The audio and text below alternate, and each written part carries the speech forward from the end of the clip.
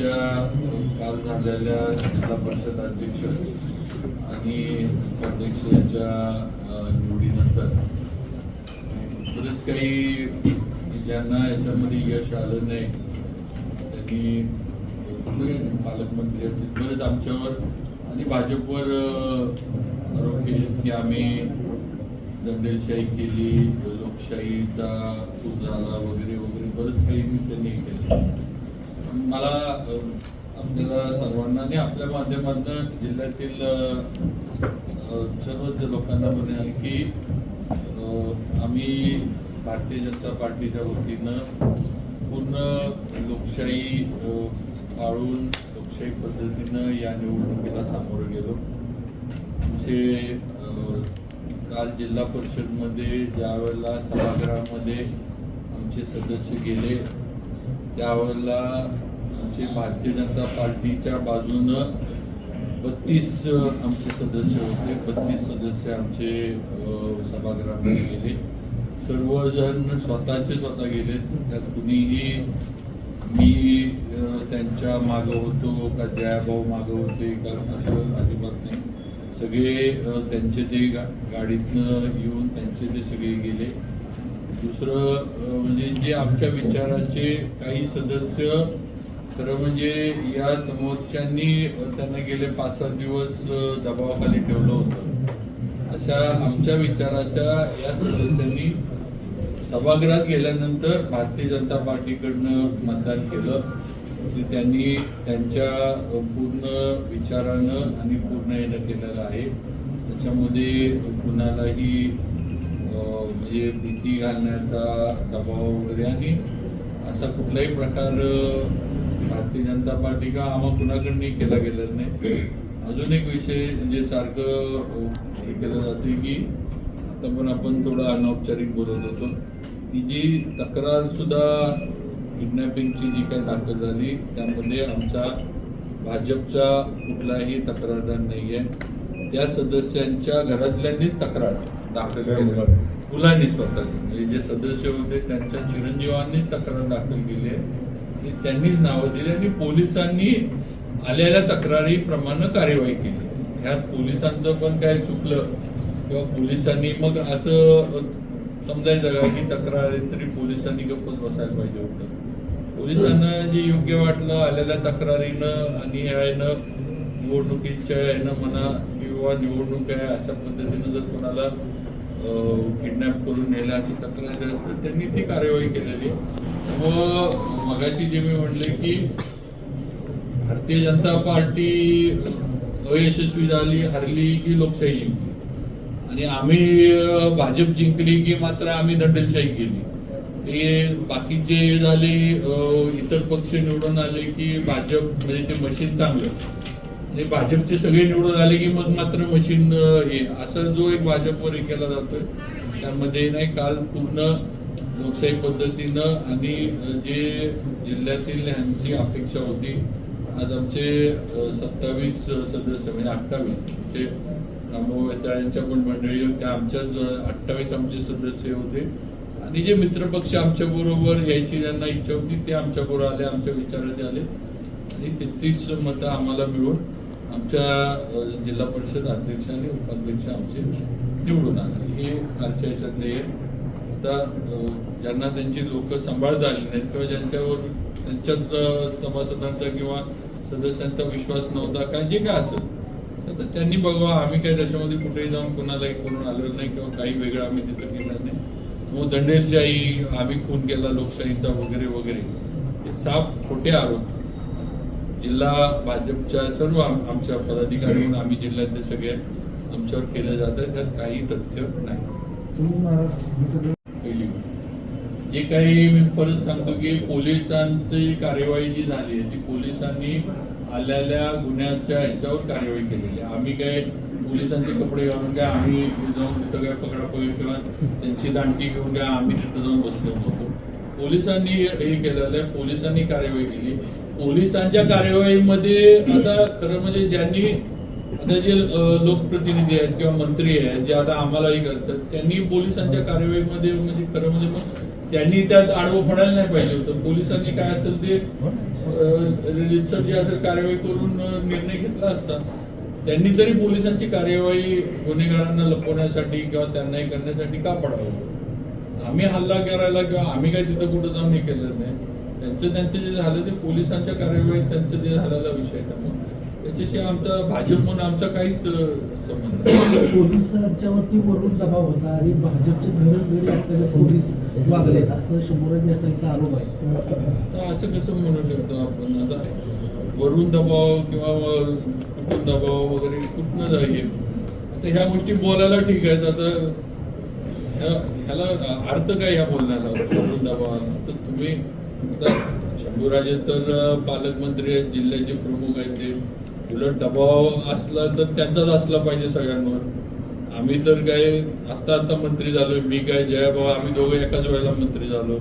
आम्ही नवीन आहे. ते पूर्वी किती आता मागची टर्म झाली, आताची टर्म झाली, गृह खातं सांभाळले. आमच्या बरोबर कुठनं आता असला तर दबाव तर पालकमंत्र्यांचाच असला पाहिजे. नाही, गृह खातं मुख्यमंत्र्यांकडे आहे, मुख्यमंत्री भाजपचे आहेत. पण मुख्यमंत्र्यांनी या निवडणुकीत लक्ष कुठं घातलेलंच नाहीये. तुम्ही बघा कधी त्यांनी ही निवडणूक मुख्यमंत्र्यांचा फोन झाल्यानंतर हालचाल सुरू झाली की तुम्ही काही करा पण अध्यक्ष बनवा असा कधी संदेश आला. फोन कधी झाला, कुणाला झाला, न कुठला, पण ते एकदा सगळं तरी मग असं मोगम बोलण्यात अर्थ नाही ना. फोन झाला आणि मग हे झालं मग ते झालं. मीडियामध्ये आलेले आहे, मुंबईच्या पेपरमध्ये आलेले आहे. आणि ते इथं सुद्धा इथली गावातले आहेत. गेल्या 10 वर्षात पोलिसांना जी वागणूक मिळाली त्याची बाळास निघाल्याची चर्चा आहे सर. आता ही आमचा विषय आहे. हा आता हे कुणी वागणूक दिली, काय दिली आणि कोणाच्या हात ते समजा हे जर चर्चा खरी असली तर हा ज्वालामुखी कुणाच्या हात होता, आम्ही पेटवला का काय केलं? तुम्ही चौकामध्ये जर पोलीस नसला तर तो सस्पेंड करणं कुठल्या गोष्टी एका देवाचं दर्शन घेत असताना अख्ख्या शहराला वेठीला करणं. आजपर्यंत पोलिसांना वेठीला धरायचं काम केलं कोणी? म्हणजे आपण बघितलं असेल आतापर्यंतची परिस्थिती काय आहे. तर ते SPC बोलताना सुद्धा घरगडे असल्यासारखे SPला बोलून आजपर्यंत तुम्ही ज्या पद्धतीचं वर्तन केलं. रामकसला काल तुम्ही जिल्हा परिषदेचे सगळे CCTV करून बघा. ज्या पद्धतीनं पालकमंत्र्यांची एंट्री काय स्टाईल, आता स्टाईलमध्ये ज्या पद्धतीनं पोलिसांच्यावर त्यांनी शिव्याचा बलिवार केला, ज्या पद्धतीनं पोलिसांना काय रे कोण आहे रे, माझा आलं का, मस्ती आली का, बघून घेईन, काय रे काय बघतोस, का थांबलायस, कशावर इथं आलाय, हे कोण बोललं काय हे तुम्हाला माहिती नाही. ज्या स्टाईलनं आपण पोलिसांशी वर्तन केलं आणि मला एक सांगा प्रशासनाच्या अधिकाऱ्यांशी ज्या पद्धतीचं वर्तन केलं हे कुठल्या लोकशाहीचं संकेत? आणि हे लोकशाहीचं कोण सांगतो लोकशाहीच्या गप्पा मारतं का? ज्या पद्धतीने आपण ही निवडणूक होती ना, तर निवडणूक होती जिल्हा परिषदेच्या गेटच्या आत जायचं कारण काय होतं? जिल्हा परिषद सदस्याची निवडणूक होती ना, काय कारण होतं त्यांचं आत जायचं? अधिकाऱ्यांना दमबाजी करायची. आजपर्यंत जिल्हा परिषदेत कधी बैठक लागली नाही, काल कशी बैठक लागली? आणि हे सगळं करत असताना आपण ज्यांच्यावर 306, 307चे गुन्हे दाखल आहेत त्यांना हाताला धरून तुम्ही कसं काय नेतात?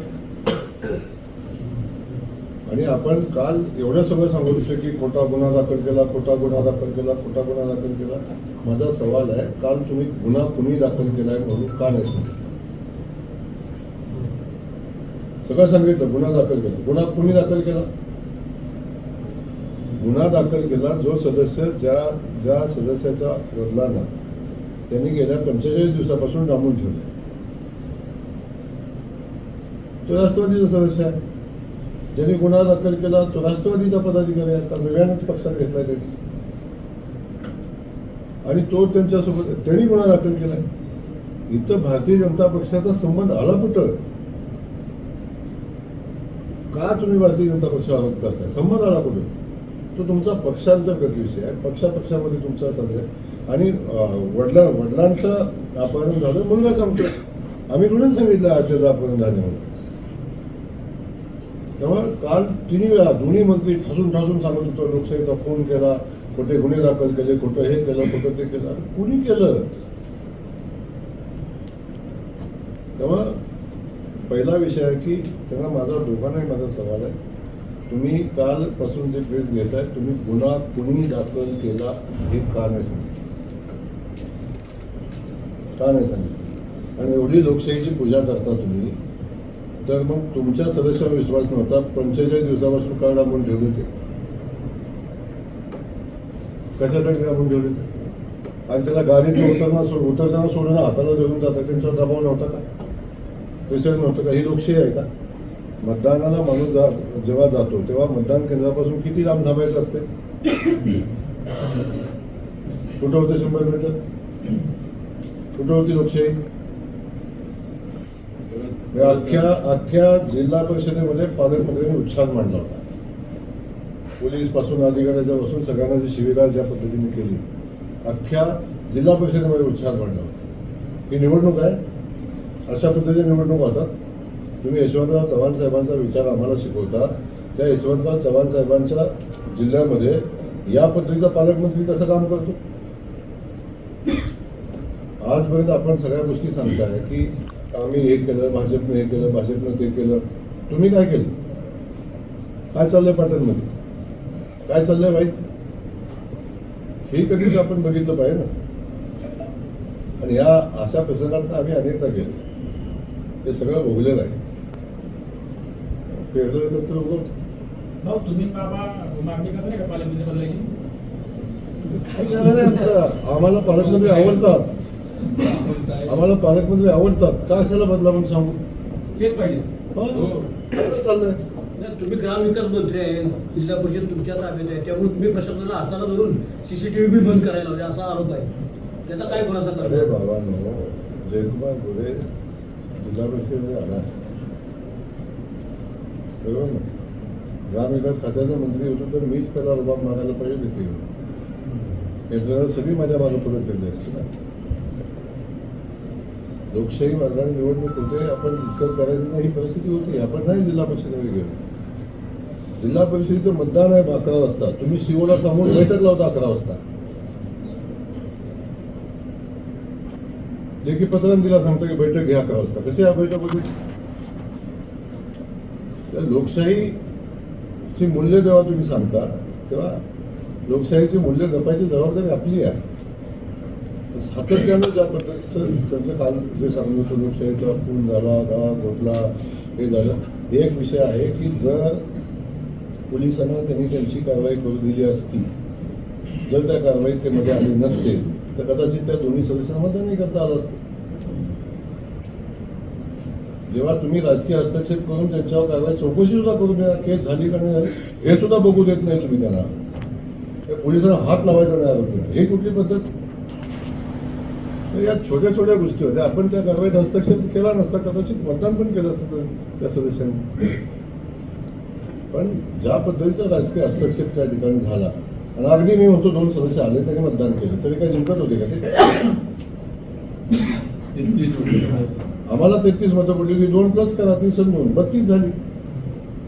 तरी काय जिंकत होते का ते? काँग्रेसचं मतदान झालं. आता लोकशाहीनं कामेशला जो अधिकार, कामेशला लोकशाहीनं जो अधिकार दिलाय ते कामेशने कुठे केलं. घेतले? नाही, तुम्ही काँग्रेसला न्याय द्याल का? काँग्रेसला न्याय द्याल का की त्यांनी तुम्हाला मतदान केल्यामुळे त्याला न्याय द्याल का? ते कामेशन आम्ही बघू ना, तुम्ही का चिंता असं कसं बारावी काँग्रेसला काय झालं? आता मला काय विचारलं पाहिजे.